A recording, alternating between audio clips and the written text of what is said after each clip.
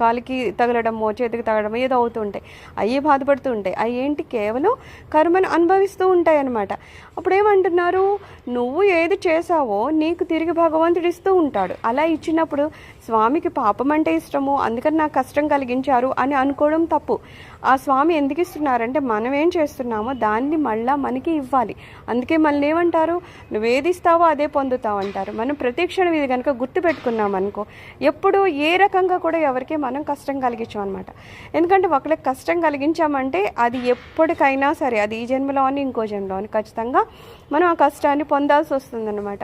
అందుకని కానీ ఆ కష్టం అనేది ఎవరిస్తారు, భగవంతుడు వేరే వేరే రూపంలో. ఇప్పుడు మనం ఎవరిని కష్టపెట్టామో వాళ్ళే వచ్చి ఆ కష్టం మనకి ఇవ్వాలని ఏమి ఉండదు.